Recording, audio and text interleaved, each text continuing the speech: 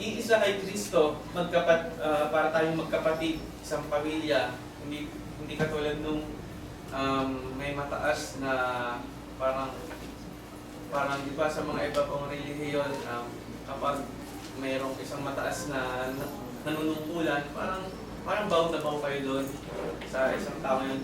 Bakit hindi lahat tayo pantay-pantay? Kumbaga parang, di ba, pag magkukumpisal, parang kailangan namang sabihin sa mga pare na ito yung kasalanan ko, bakit hindi na lang natin idiretso sa Panginoong Diyos? Yun nga po, tayo bilang isang pantay-pantay na lalaki babae, bahagi ng isang katawan, at ang nag-iisang ulo ay ang ating Panginoong Jesucristo. At may nag-iisang identity bilang anak ng Diyos. Ano ba yung sinasabi ng Biblia para sa mga kababaihan? Una, nilikha ng Diyos na may dignidad. So yun pala yung ang mga kababaihan pala, nilikha ng Diyos na may dignidad. Sinasabi po doon sa Genesis chapter 1 verse 27, at nilalang ng Diyos ang tao ayon sa kanyang sariling larawan. Ayon sa larawan ng Diyos, siya nilalang sila na lalaki at babae. So yun po pinapakita dito sa Genesis na to na hindi siya hindi siya may parang may discrimination na mas mataas yung lalaki kaysa sa babae, sapagkat sinasabi po dito nilalang ng Diyos ang babae na ayon din sa kanyang sariling larawan. Ang mga babae ay mapagmahal din. Ang mga babae ay marunong ding umunawa ng tama at saka mali. So, pinapakita po dito na yung pagkakagawa sa akin ay pantay-pantay sa harapan ng Diyos. Ang babae ay nilikhang may halaga, may layunin. Ka-level siya ng lalaki sa harap ng Diyos. Ang lesson po natin dyan ay huwag natin mamalitin yung ating mga kababaihan. Hindi porket babae sila na sila ay physically mas mahina sa mga lalaki, i-consider natin na meron silang halaga sapagkat yun nga po, nilalang siya ng ating Panginoon Diyos ayon sa larawan ng ating Panginoon. At number 2 po, ang babae ay mahalagang katuwang. So, hindi mabubuo isang pamilya ng walang babae. Hindi dadami ang iglesia ng walang babae. Parang, nga naalala ko tuloy si Brother Carion. Di ba, may nagtanong sa kanya na bakit daw, bakit daw hindi pinapayagan yung mga same-sex marriage, mga yung same-sex relationship. Ang sagot si Brother Carion, naalala ko nun, kasi hindi lalago yung church. Kung papayagan yun na magkakaroon ng babae sa babae, lalaki sa lalaki sa loob ng iglesia. At sinasabi po pala dito sa Genesis chapter 2 verse 18, ang Biblia version 2001, at sinabi ng Panginoong Diyos, hindi mabuti sa lalaki ang nag-iisa, siya'y igagawa ko ng isang katuwang na nababagay sa kanya. So ang babae, siya ay ginawa ng Panginoong Diyos para may katuwang ng mga lalaki. Silang dalawa magpapalaki ng kanilang mga anak. Sila yung magtuturo sa kanila pagkalabas nila dito sa sanlibutan ito. Kasi once na hindi mo tinuruan ang iyong mga anak, magkakaroon sila ng chance na maligaw, magkakaroon sila ng chance na mapalayo.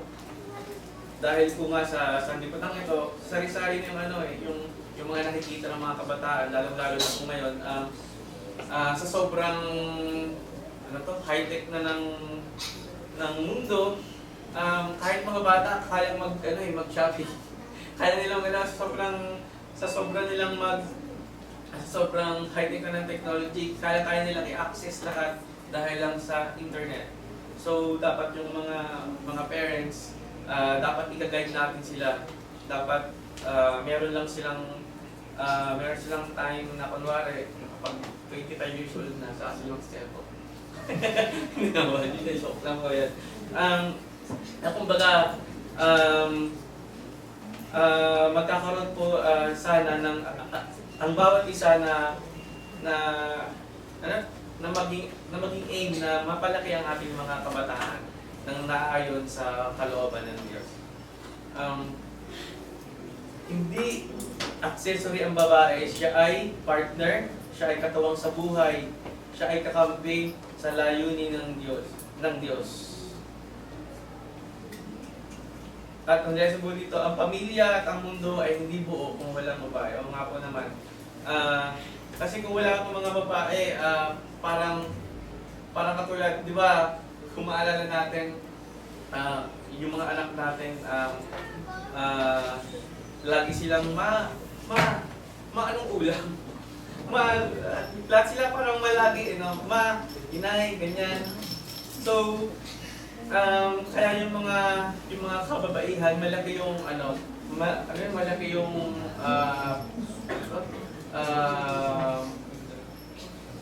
importansya niya sa isang pamilya, malaki yung kanyang ang responsibilidad dahil siya yung parang kung maalala natin, based sa science, yun daw intellectual na side ng mga kids, nagmula daw yun sa mga kababaihan, sa mga nanay. Kaya kung may yung mga sabi na kapag matalino daw, nakuha daw yun sa mga magulang na babae.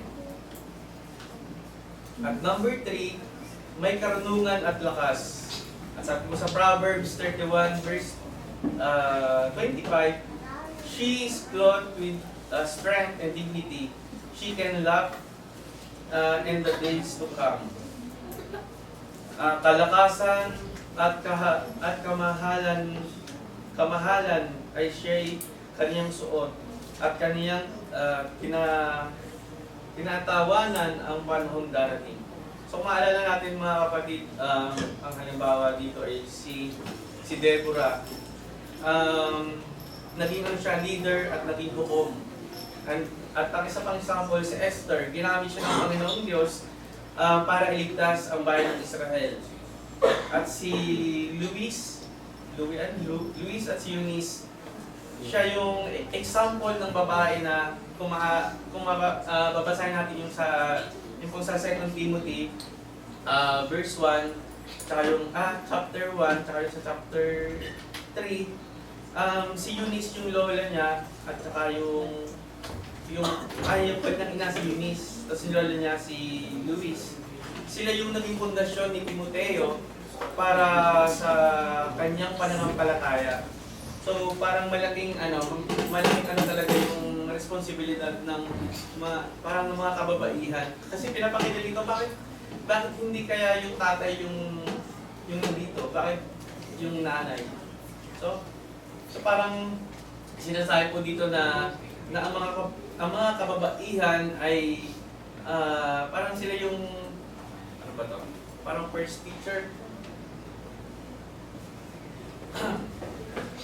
At number ito. Kanyang kayang gamitin ng Diyos ang babae sa malaking gawain.